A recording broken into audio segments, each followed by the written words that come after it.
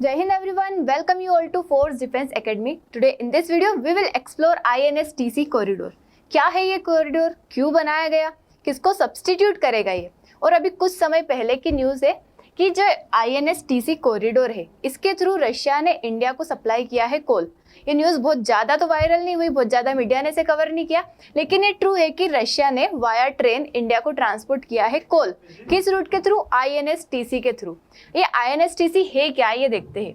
देखिए अभी क्या होता है, अगर रशिया और इंडिया का ट्रेड होता है, मतलब अभी तक क्या हो रहा था कि अगर रशिया से कोई भी सामान अगर इंडिया आएगा तो किस रूट के थ्रू आएगा, वो इतना घूम के आएगा। देखो यहाँ से, मतलब बाल्टिक सी, नॉर्थ सी, फिर इधर की साइड यूरोप से होके, मेडिटेरियन सी से होके यहाँ पे सुएज कैनाल से, पर्शियन गल्फ, रेड सी से होके कहाँ तक आता है, यहाँ आता है। नॉट पर्शियन गल्फ, ये रेड सी से होके यहाँ पे आता है। कहाँ पे आता है? इंडिया के मुंबई पोर्ट तक आता है। इतना बड़ा रूट फॉलो करना पड़ता है जिसको पास करने में लगते हैं कितने, 40 से 60 दिन, मतलब 40 to 60 डेज लगते हैं अगर इंडिया इस रूट से ट्रेड करता है। और अभी तक यही हो रहा था, अगर हमें रशिया से कोई भी सामान मंगवाना है तो किस रूट के थ्रू आ रहा था, इस रूट के थ्रू आ रहा था। लेकिन एट द टाइम ऑफ 2000 क्या होता है कि इंडिया, ईरान एंड रशिया तीनों मिलकर डिसाइड करते हैं कि हम एक ऐसा रूट बनाएंगे, मतलब ऐसा रूट मतलब INSTC, international north south transport corridor, ये रूट बनाएंगे और इससे हम क्या करेंगे, रशिया से इंडिया को कनेक्ट करेंगे। अब आप खुद ही देखिए, जो इतना बड़ा रूट था इसको इन्होंने इतना छोटा बना दिया। मतलब किसको कनेक्ट कर रहा है ये, यहाँ से रशिया हो गया, इधर आर्मेनिया अजरबैजान से होके, यहाँ पे बंदर अब्बास से मतलब ईरान वाली जगह से होके, चाबहार से होके इधर की साइड इंडिया को कनेक्ट करेगा, मतलब ये रूट। तो इसमें लगते हैं 20 से 25 दिन। इतने दिन का क्या हो गया, फायदा हो गया। देखो जितना ज़्यादा टाइम लग रहा है इतना ज़्यादा पैसा लगेगा, क्योंकि ट्रेन चलेगी, जो भी व्हीकल चल रहा है उसमें क्या हो रहा है, खर्चा तो होगा ही सही, ट्रांसपोर्टेशन का, फ्यूल का, मैनेजमेंट का। इतना टाइम इतना कम हो गया, पैसा भी कम लगेगा, टाइम भी कम लगेगा, मैनेजमेंट कम लगेगा, और आसानी से क्या हो जाएगा, ये यहाँ तक पहुँच जाएगा। तो INSTC क्या है, एक 7200 किलोमीटर का मल्टी मॉडल, मतलब सी, रेल, रोड सबसे मिला हुआ मल्टी मॉडल रोड है, जो कि इंडिया से रशिया को कनेक्ट करता है। किसके थ्रू? ईरान और सेंट्रल एशिया के थ्रू। देखो मुंबई है, फिर ईरान का बंदर अब्बास, बंदर अंजाली से कैस्पियन सी, रशिया और यूरोप। अभी हमने देखा था यहाँ से बंदर अब्बास, फिर इधर के साइड कैस्पियन सी हो गया, मॉस्को हो गया, मतलब ये पूरा क्या करेगा, कनेक्ट करेगा। इसका अगर हम हिस्ट्री देखें तो 2000 में डील करी थी इंडिया, ईरान और रशिया ने। बाद में कई सारे नेशन थे, Armenia, Azerbaijan, Kazakhstan, Kyrgyzstan, Tajikistan, Turkey, Ukraine, Belarus, Oman, इन सब ने भी क्या कर लिया, इसको ज्वाइन कर लिया इस रूट को। ठीक है, अगर हम इसका सिग्निफिकेंस देखें तो फास्टर और कॉस्ट इफेक्टिव है, मतलब इसमें इतने ज़्यादा पैसे नहीं लगेंगे जितना पहले 40 से 60 दिन में लग रहे थे। अल्टरनेटिव हो गया हमारे सुएज कैनाल वाले रूट का। 40% क्या है ये, 40 से 30% क्या है, मतलब 40% छोटा रास्ता है और 30% कम पैसे लगेंगे। इंश्योर करता है ट्रेड रेजिलियंस अमिड रेड सी इंस्टेबिलिटी और सुएज कैनाल रिस्क।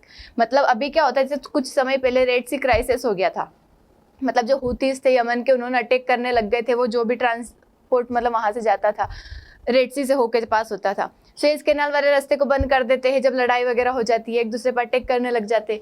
तो ऐसी इनस्टेबिलिटी के चलते हमारे पास कोई ना कोई रास्ता होना चाहिए। देखो अगर ये रास्ता ना होगा ना हमारे पास, तो हमें फिर ये अफ्रीका के नीचे से घूम के आना पड़ेगा। मैप नहीं है मेरे पास, लेकिन मैं बता देती हूँ। जैसे ये अफ्रीका है, इधर की साइड मिडिल ईस्ट हो गया, इधर साइड इंडिया हो गया, इधर यूरोप हो गया। तो अगर हम सुएज कैनाल से होके अगर नहीं आते, मतलब यहाँ से होके अगर हम नहीं आते सुएज कैनाल से होके, तो हमें ये वाला रास्ता चुनना पड़ेगा। मतलब ये नीचे, यहाँ अफ्रीका के सबसे नीचे है केप ऑफ गुड होप, तो ये वाले रास्ते से आना पड़ेगा। ये तो और ज़्यादा बड़ा है। अब सोचो ये रास्ता हमें बड़ा लग रहा है, अगर हम और अफ्रीका के नीचे घूम के इस तरीके से आएंगे, कितना बड़ा रास्ता रहेगा। अगर ये रास्ता बंद हो जाता है तो हमें इस रास्ते की क्या है, अभी रिक्वायरमेंट है, मतलब इस कॉरिडोर की रिक्वायरमेंट है।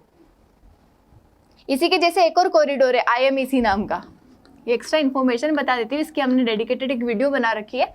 IMEC जो कि इंडिया ने अनाउंसमेंट किया था G20 की जो समिट हुई थी इंडिया में 2023 में, कि IMEC कॉरिडोर हम बनाएंगे।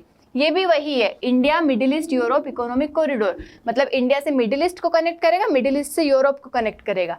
और ये भी ट्रांसपोर्ट मतलब इकोनॉमिक कॉरिडोर, इस पे भी ट्रांसपोर्टेशन होगा। तो ये INSTC, ये तो बहुत पहले डिस्कशन हो चुका था INSTC का।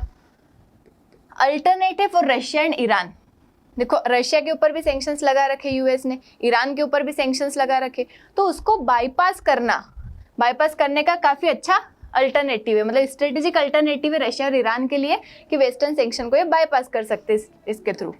ईरान को एक यूरेशियन ट्रांजिट हब बनाने में भी क्या करेगा, ये हेल्प करेगा, क्योंकि देखिए इतना बड़ा रास्ता कवर करना पड़ रहा था, अभी क्या हो गया, रास्ता छोटा हो गया है और ज़्यादातर पास किससे होगा, वो ईरान से होगा, तो इसको एक ट्रांजिट हब बनेगा, मतलब बना सकते हैं। Diversified trade route beyond reliance on Suez canal, देखो एक ही जगह पे अगर हमारी रिलायंस रहेगी तो उस जगह पे कुछ भी होता है तो उसका डायरेक्ट इम्पैक्ट हमारे ऊपर पड़ेगा, लेकिन अगर हमारे पास डाइवर्सिफाइड ट्रेड रूट रहेंगे कि ये वाला रास्ता बंद है चलो इससे निकल जाते हैं, तो उससे क्या होगा, हमारा ही फायदा होगा। अभी एक ही रास्ता है, मुश्किल होती है उससे हमें, और क्या फ़ायदा होगा, टाइम कम हो जाएगा, 45 से 15 से 24 दिन हो जाएगा मॉस्को टू मुंबई की रूट, कॉस्ट कटेगी 23 से 35%, मतलब 55% चीपर बन गया है।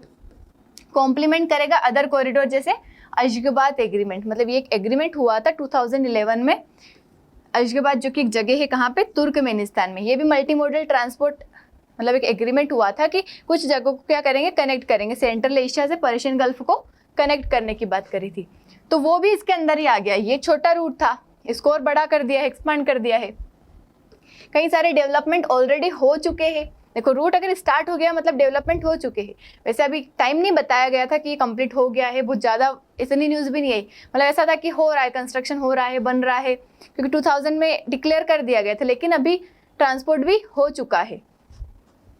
अस्तारा रश्त कज़विन रेलवे, ये कंप्लीट हो चुका है 2019 में, अजरबैजान ईरान को कनेक्ट, अजरबैजान से ईरान को और उसके आगे कनेक्ट करता है।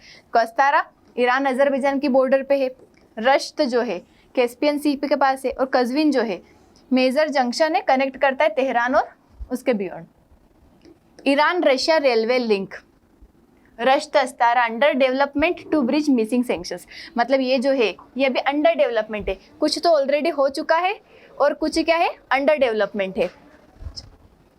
पोर्ट अपग्रेड्स, अगर हम देखें तो अस्तारा port expansion in Iran plus integration of Chabahar, मतलब अस्तारा पोर्ट जो है इसका एक्सपांशन हुआ ईरान में प्लस इंटीग्रेशन हुआ है चाबहार का। इसके साथ ही अगर हम चैलेंजेस देखें तो देखिए ये ट्रांसपोर्ट, ये जो कॉरिडोर है ये तो बन चुका है, मतलब बन रहा है, लेकिन इसमें क्या प्रॉब्लम्स आई थी, इंफ्रास्ट्रक्चर पूरी तरीके से, मतलब फाइनेंस जो है, पैसे जो है वो फंडिंग मिलने में क्या थी, इसको प्रॉब्लम आई थी।